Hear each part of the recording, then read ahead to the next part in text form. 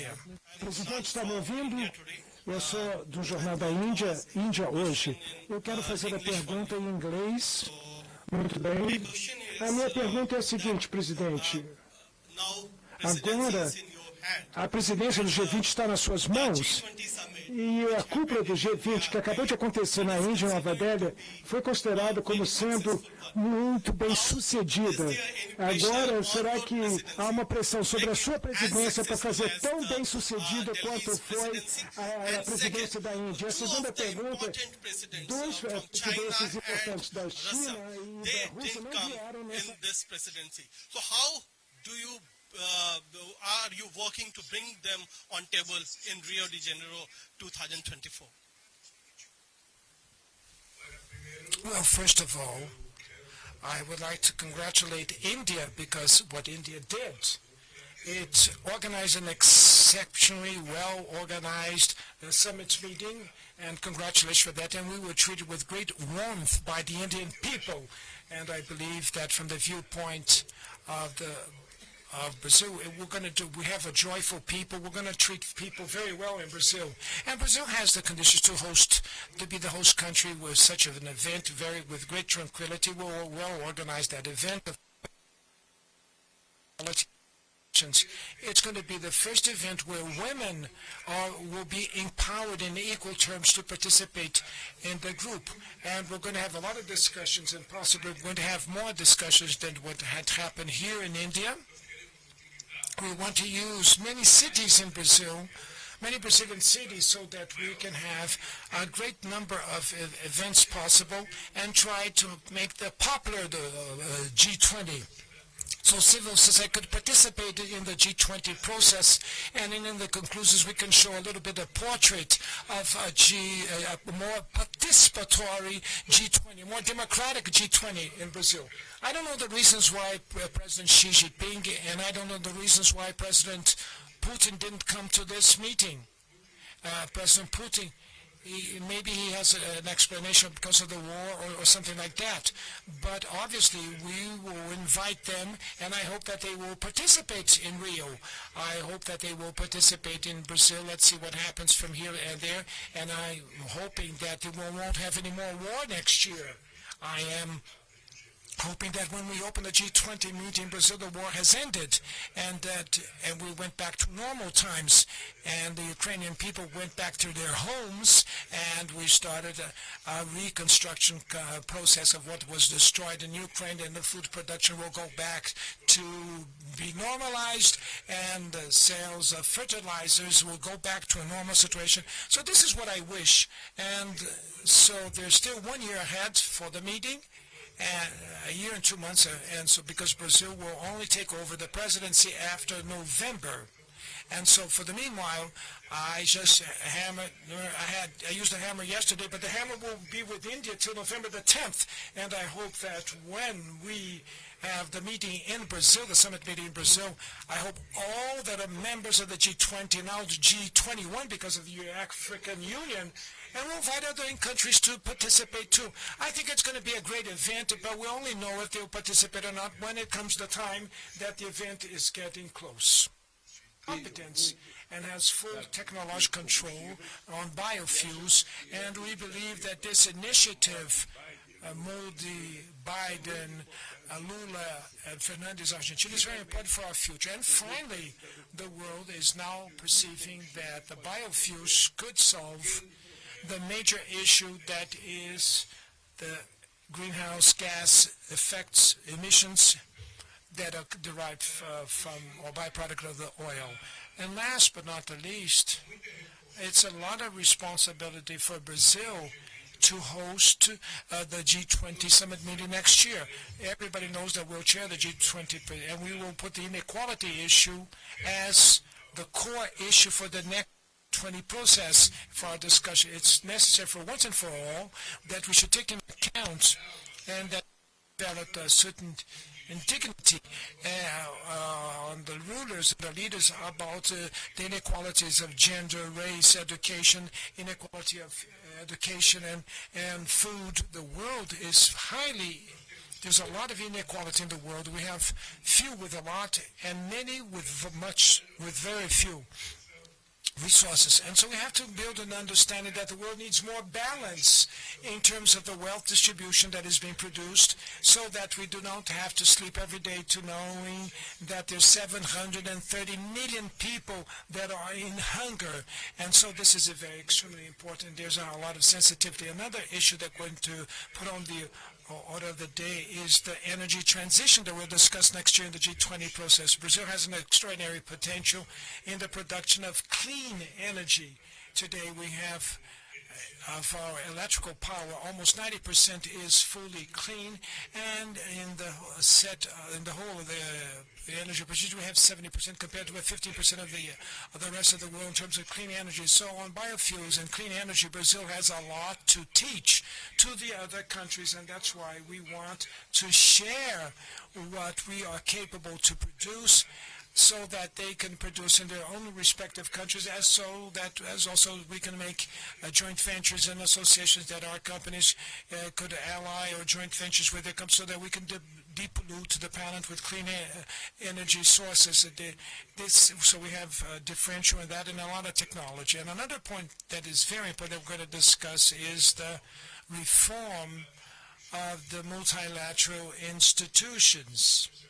So the World Bank, it's necessary to change in the World Bank. It's necessary that the developed countries could also assume leadership in the bank. Since the very first meeting, we tried to propose changes. There are very slight changes that happen in these institutions, and we want to discuss the issue of the membership, the permanent member of the UN Security Council, which is important for us to change the geography of 1945 and put on a new map of 2024, which is the year that we're going to have the discussion of the G20 in Brazil. That's a lot of responsibility to organize, to be the host country for such an event. You saw here the structure that was necessary to set up to receive the amount of people that come to the G20. But in Brazil, I'm sure that we will do well, that we'll have a very beautiful G20 Summit meeting so that people could be proud of that. Very well. I agree to only two things. The cyclone in the state of Rio Grande do Sul in Brazil till last night, midnight, until today, midnight, because I just talked with Brazil on the phone.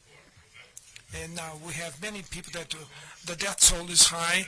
And in Morocco, that had 2,000 people killed because of the earthquake in Morocco. There's no explanation for such an earthquake, but the only explanation is the climate change that we making with the planets. And so from the Brazilian communication company, one of the new novelties that you've been talking is about inequality. In the past, we talked about poverty. And poverty, it was easy to deal. You had the rich country's position to help with aid as a charity. Inequality is something that bothers people because it means to talk about the rich, and for the fact that they will have to touch their pockets and change this inequality and this divide. But still, this posture to talk about inequality demands that they accept that they're not acting as well as they should vis-a-vis the rest of the planet, the rest of the civil society, and generally speaking. So in which way, Mr. President, do you believe that we can convince the rich world to change the rules of the game? Well, I believe it's not to convince the rich world. I believe that we have to convince everybody in humanity that we cannot live with such a tremendous inequality as we see it today. In a world that we have a lot of genetic, scientific, and technological knowledge to produce sufficient food for all humanity, what is this explanation for you to have 735 million people in hunger? It's the lack of money to purchase food. That's the main reason. Of course, it's the lack of money. So that's why there's an obsession for jobs, because job is the most appropriate way to have a fair income distribution with a citizen earning what he is capable to produce with his sweat and with his personal endeavor. This is the fair way to do it. But we also have to measure the growth in the economy. When the GDP grows 10%, who gets the 10% of the GDP growth? And if it goes with 3%, who gets the bigger share? We have to distribute a little bit of the GDP growth so that people can understand that the world will be less violent. We're going to have less crimes. We're going to have less organized crime, less infant mortality, less illiteracy, and homeless people. It's very simple to understand all this. So when you start to that a little bit of money reaches many hands, many things that are normal, considered normal today, they disappear. We did this already in Brazil. Brazil didn't have children begging in the streets. You wouldn't see children in the traffic lights asking for money for food, these street children. And now they're back in Brazil. So I think it's a process to convince. I had a meeting with Pope Francis, and we discussed a lot. It's necessary that you should be indignant. It's necessary that all of you should show that you're indignant. Every night you have to think about this. It's no punishment that you have your breakfast and all your meals. But what can I do for those that don't have that? If we're not indignant, nothing happens. And so we'll only change this when we develop a political awareness in the population. Very few people with a lot of money, very few people carry a lot of money, and they spend a fortune to go on a space trip or build a condo in the space. And the majorities are not living they live in the gutters of the streets in the city. So this is a very difficult debate, but this is a debate that we'll have to undertake. On the other day in the BRICS meeting, I said that we have to rediscuss the African countries because their debt, their foreign debt, is almost reaching $800 billion. Well, there's a lot of the countries to have infrastructure works, but they don't have the money to do so because of the foreign debt. So let's swap this debt convert them in public works and infrastructure. It's difficult, yes it is. It's a utopia, yes it is. But if you don't have a little bit of dream, of a little bit of utopia, a little bit of hope, if you don't start to discuss things that seem impossible, then, sincerely, I should say that we want to reach the agreement that we did about the Biden, Modi, Lula, Argentina initiative to launch a program on biofuels in the world. For Brazil, this is extremely important. With the trip that I made here, and another one that I'll have next week, that I'll go to the G77 meeting, meeting in Cuba, and then from there I go to the U.S., and then I have another meeting with the African Union, possibly it's going to be in the beginning of January. And then Brazil was replaced once again in the map of the world. We're back to the map of the world. The first task that I had was to put Brazil once again in the international geopolitics and showing to everybody that Brazil is back. Brazil exists. We're here. Brazil speaks up. And Brazil thinks. This is what we're doing here. And I am very, very proud, and I see with great warmth how people treat Brazil. They treat Brazil, so that is, as already 60 years as a diplomat, and Mauro, our foreign affairs minister, will be 10 years. Never before they've seen a world that is so much in need of Brazil as it is today. And people, all the people come to and say to me, well, it's good that Brazil is back, because Brazil, we were missing Brazil in the international discussions in the world. And so we're back for that, to put Brazil back again in the international geopolitics and showing what we want, for who we want, under equal conditions for everybody. In the European Union, I said, for the Secretary, the President of the European Commission, and for the European Council, I said to both, I want to reach an agreement between Mercosur and the European Union. While I chair the Mercosur bloc, we received a letter, and this side letter was refused by Brazil for the trade agreement between the European Union and Mercosur, because in this side letter it said that they would put sanctions against Brazil or against the members of the Mercosur bloc if we don't fulfill certain environmental requirements. We do not accept sanctions and threats on sanctions through sanctions, and we do not accept the idea of government procurement. Government procurement is a tool of industrial policy for each country. And that's how it happened in the US and in Germany, and that's how it's going to be in Brazil too.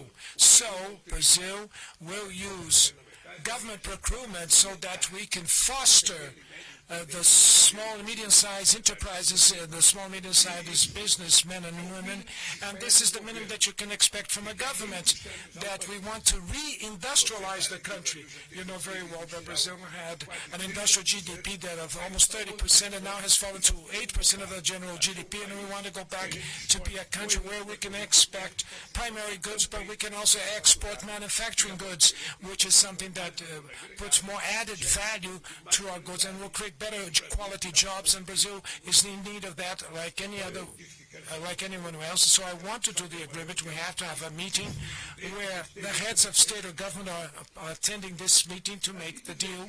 And if you want or not, if it's been discussed for 22 years, there's been discussed a free trade agreement between the Mercosur bloc and the European Union. And I always see people from the press trying to convey the idea that Brazil is the one that doesn't want to reach an agreement, or Argentina doesn't want it, it's Mercosur. No, we do want to make a trade agreement with the European Union. We need that agreement. Now, we want to be treated under equal conditions, equal terms. Trade agreements is a two-way street. And I buy and I sell. I value my goods and they value their goods, so we have to reach a break-even point. And in my opinion, I believe that we should reach, in the next months, we should reach an agreement, or yes or no. Or we don't reach an agreement, and nobody believes that we'll reach an agreement if we don't reach an agreement now after 22 years. So that's it. So that's why I think that these meetings are extremely important.